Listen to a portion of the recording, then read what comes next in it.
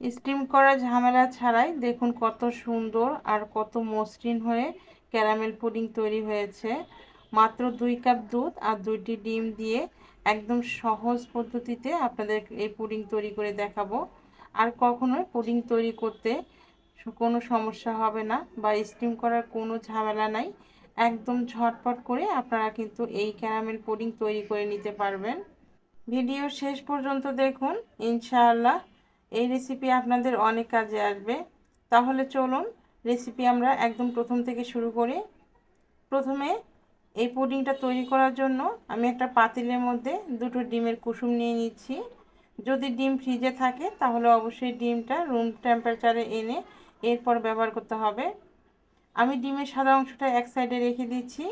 এবার এই ডিমের কুসুমের মধ্যে দিয়ে দিচ্ছি 1/3 কাপ চিনি। চিনি আমি এই পর্যায়ে একদমই কম করে দিচ্ছি, কারণ পরবর্তীতে আরও চিনি অ্যাড করতে হবে। তবে আমি যে পরিমাণ চিনি অ্যাড করেছি মিষ্টির পরিমাণ একদমই কম ছিল। যদি আপনারা মিষ্টি বেশি খেতে পছন্দ করেন তাহলে চিনির পরিমাণ আরও বাড়িয়ে দিবেন। ডিমের কুসুমের সাথে চিনি ভালোভাবে ফেটে নিচ্ছি, যেন চিনি আর ডিম খুব ভালোভাবে মিশে যায় আর চিনিও গলে যায়। চিনি যখন ভালোভাবে গলে যাবে তখন এর মধ্যে দিয়ে দিচ্ছি প্রায় 2 কাপ পরিমাণে দুধ।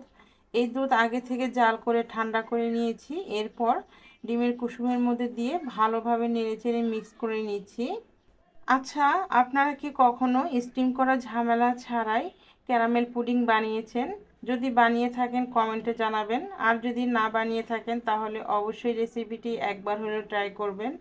আমার বিশ্বাস এই রেসিপি বানানোর পরে আর কখনোই ক্যারামেল পুডিং বানাতে ভুল হবে না বা অন্য কোনো পদ্ধতিতে যাবেন না।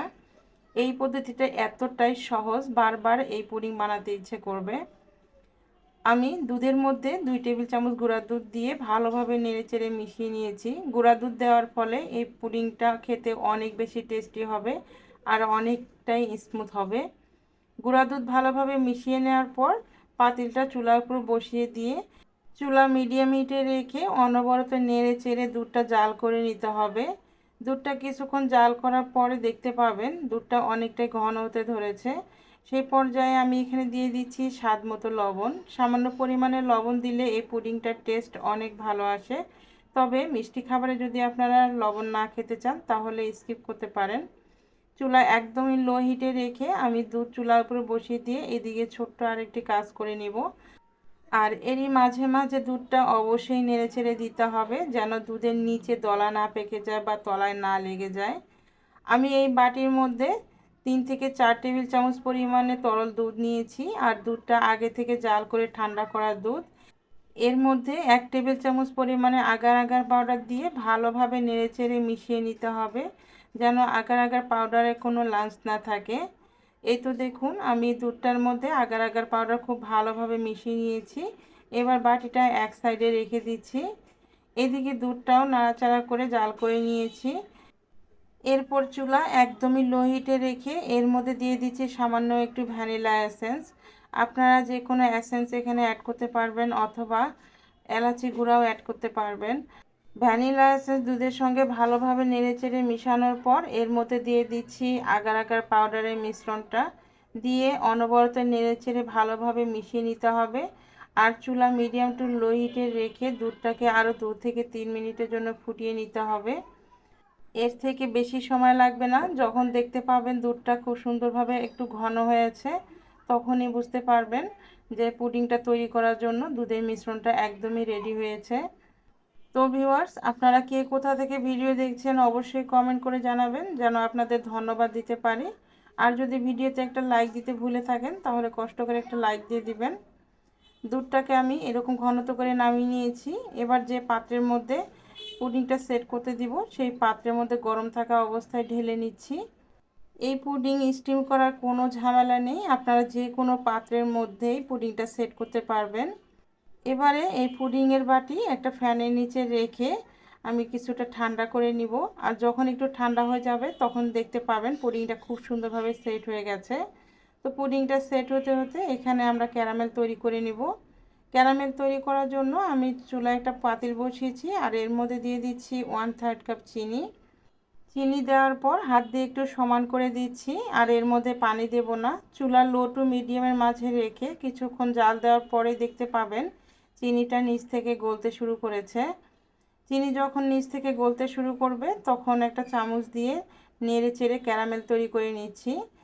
আচ্ছা, আপনারা এই পর্যায়ে মনে করতে পারেন পুডিংয়ের মধ্যে চিনির পরিমাণ বা মিষ্টির পরিমাণ বেশি হবে। তা কখনোই হবে না। আমি প্রথমে চিনির পরিমাণ একদমই কম করে দিয়েছি, এরপর ক্যারামেল তৈরিতে চিনির পরিমাণ কম করে দিয়েছি।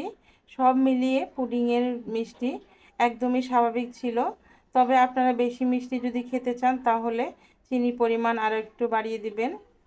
আচ্ছা, ক্যারামেলে যখন খুব সুন্দর একটা কালার হবে তখন এখানে 2 থেকে 1 চা চামচ পরিমাণে পানি দিয়ে ক্যারামেলের সঙ্গে নেড়ে চেড়ে ভালোভাবে মিশিয়ে জাল করে নিতে হবে।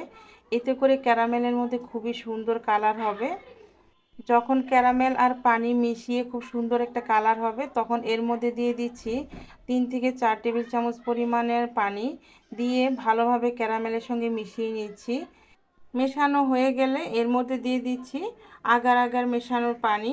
আমি আগেই 3 থেকে 4 চামচ পরিমাণে পানির মধ্যে 1/2 চামচ আগার আগার পাউডার ভালোভাবে মিশিয়ে রেখেছিলাম। সেই পানিটা দিয়ে ভালোভাবে নেড়েচেড়ে মিশিয়ে নিচ্ছি। মেশানোর পর দেখুন ক্যারামেলটা এরকম হবে। এদিকে যে পুডিংটা সেট করতে দিয়েছিলাম এই পুডিংটা খুব সুন্দরভাবে সেট হয়ে গেছে। দেখুন হাতে একটু লেগে আসছে না। এবার আগে থেকে যে ক্যারামেল করে রেখেছিলাম সেই ক্যারামেল পুডিংয়ের উপরে সমানভাবে ঢেলে দিচ্ছি। তো বন্ধুরা, আপনারা যারা এখন পর্যন্ত আমার সঙ্গে আছেন আপনাদেরকে অসংখ্য ধন্যবাদ। যারা প্রথম আমার ভিডিও দেখছেন, যদি আমার রেসিপি ভালো লাগে তাহলে পরবর্তী রেসিপি দেখার জন্য অবশ্যই চ্যানেলটি সাবস্ক্রাইব করে রাখবেন। আর চাইলে আপনারা রেসিপি শেয়ার করে দিতে পারেন ফ্রেন্ডস এবং প্রিয়জনের সঙ্গে, যেন তারাও এইরকম পুডিং খুব সহজে বানিয়ে নিতে পারে। আর যারা প্রতিনিয়ত আমাকে সাপোর্ট করছেন, আমার চ্যানেলটি সাবস্ক্রাইব করে সঙ্গে আছেন, আপনাদেরকে অসংখ্য অসংখ্য ধন্যবাদ জানাচ্ছি। পুডিংয়ের উপরে আমি ক্যারামেল ঢেলে নিয়েছি। এবার এই পুডিংটা আমি সম্পূর্ণ ঠান্ডা করে নিব।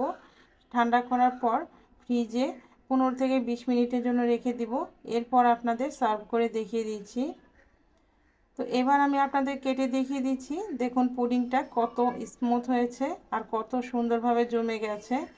আর দেখুন কত সহজভাবে ক্যারামেল পুডিং তৈরি করা যায়। এই পুডিংটা খেতে অনেক বেশি মজা হয়ে থাকে। আমার বিশ্বাস আপনারা যদি এই পুডিং একবার তৈরি করেন তাহলে বারবার এইভাবে পুডিং বানাতে চাইবেন। তাই তো বলবো বাসায় আপনারা একবার হলেও ট্রাই করবেন। ছোট থেকে বড় সবাই পছন্দ করে খাবে। আর যদি বাসায় আপনারা তৈরি করেন আপনাদের পুডিং কেমন হয়েছিল অবশ্যই কমেন্ট করে জানাবেন। তাহলে আজকের মতো এখানেই বিদায় নিচ্ছি। ভালো থাকবেন সবাই, সুস্থ থাকবেন। আল্লাহ হাফেজ।